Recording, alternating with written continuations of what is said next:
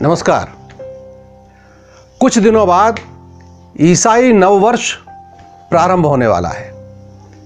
Europe से ज़्यादा भारत में उसका जश्न मनता दिखेगा। कोरोना काल की विभीषिका के बाद भी लोग आधी रात को सड़कों पर शराब पीकर झूमते दिखाई देंगे।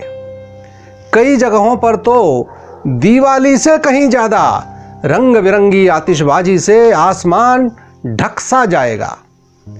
किसी के दिमाग में यह सवाल नहीं आएगा कि ईसाई मान्यता के अनुसार ईसा के जन्म से नया वर्ष प्रारंभ होता है, लेकिन कोई तो समझाए कि ईसा का जन्म तो 25 दिसंबर को हुआ, तो फिर ये 1 जनवरी क्या भला है। और एक विचित्र बात कि वे 25 दिसंबर को बड़ा दिन कहते हैं, जबकि भूगोल बताता है कि मकर संक्रांति अर्थात 14 जनवरी से तो दिन बढ़ना शुरू होता है और सबसे बड़ा दिन 21 जून होता है।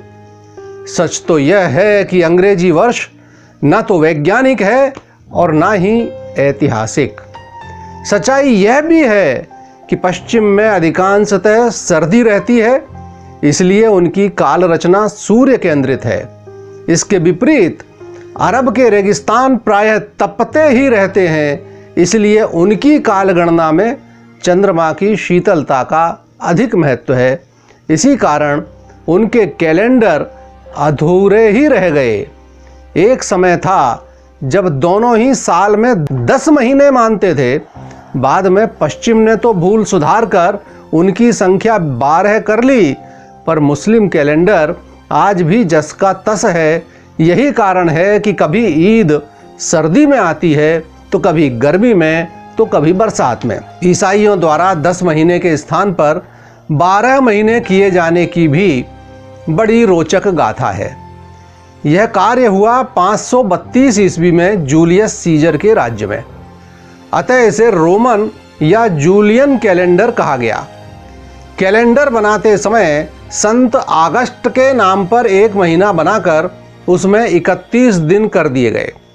इस पर शासक जूलियस सीजर की भौहें तन गईं।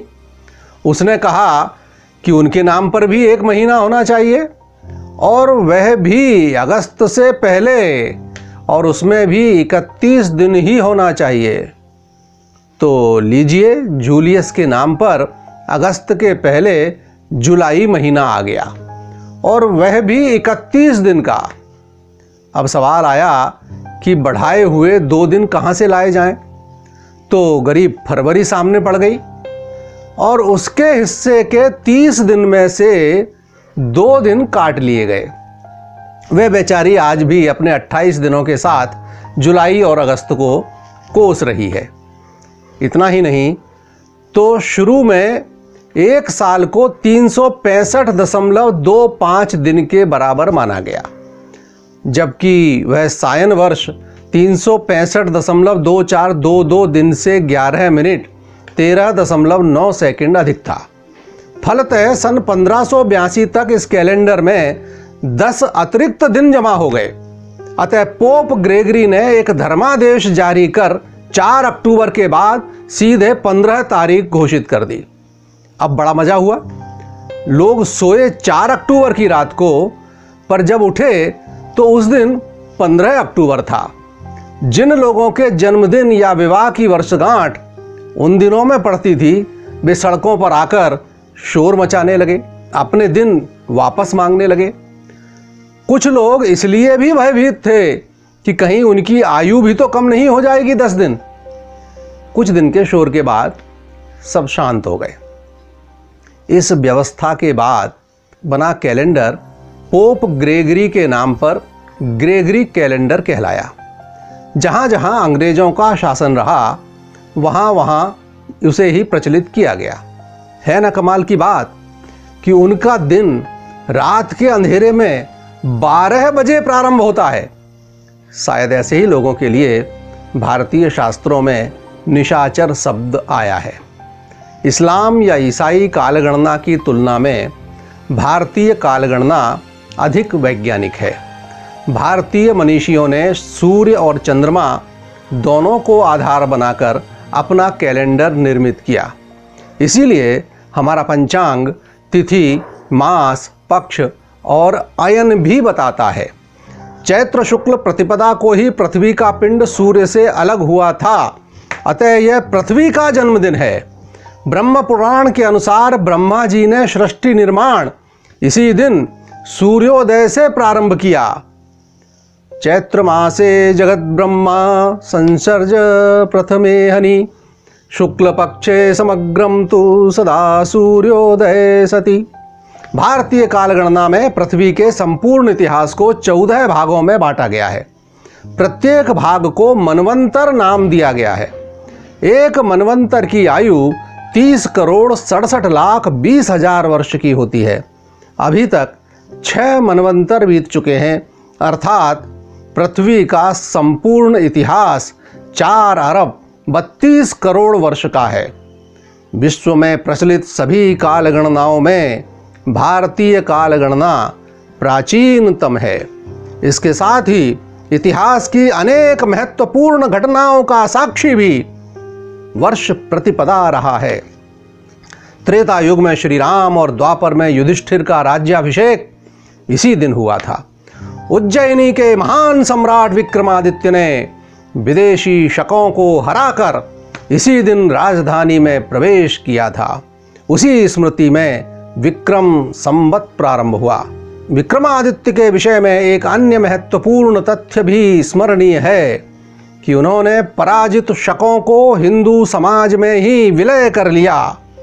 यहाँ तक कि आज उनकी पहचान भी मुश्किल है। यह दिन शालिवाहन का विजय दिवस भी है, जिनके विषय में कहा जाता है कि उन्होंने मिट्टी से सैनिक निर्मित कर शत्रुओं को धूल चटाई। इसका निहितार्थ यही माना जा सकता है कि शालिवाहन ने जमीन से जुड़े आम आदमी को शत्रुओं के विरुद्ध चैतन्य किया व उनसे ही अपना सैन्य बल बनाकर स्वदेश की रक्षा की, विजय पताका फहराई। दूसरे शब्दों में कहें तो हिंदू नववर्ष स्वदेश की विजय का पर्व है। जब विदेशी आक्रांताओं के आतंक से सिंध थर्रा रहा था, तब चैत्र शुक्ल द्वितीया को वरुण अवतार झूलेलाल ने जन्म लेकर हिंदू समाज को त्राण दिलाया। सिख परंपरा के दूसरे गुरु अंगद देव जी का प्राकट्य दिवस भी यही वर्ष प्रतिपदा है। महर्षि दयानंद सरस्वती ने वैदिक मान्यताओं की पुनर्प्रतिष्ठा हेतु आर्य समाज की स्थापना भी इसी दिन की थी। संक्षेप में कहें तो भारतीय काल गणना का प्रत्येक संवत्सर वर्ष प्रतिपदा से ही प्रारंभ होता है।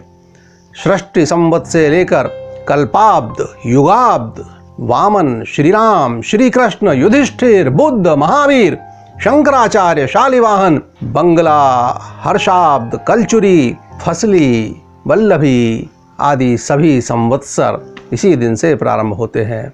तो आइए विदेशी जूठन को छोड़कर अपने महान पुरखों से जुड़ें और कुछ नहीं तो नई पीढ़ी को अपनी तिथियों और महीनों के नाम तो अवश्य बता दें। ये कहानी नववर्ष की आज प्रारंभ हुई है। अभी हमने यूरोपीय नववर्ष के विषय में जाना और उसकी तुलना भारतीय नववर्ष से की। अगले अंकों में विक्रम संवत, शक संवत और झूलेलाल जी के विषय में चर्चा करेंगे। देखते रहिए आपका अपना क्रांति दूत। नमस्कार।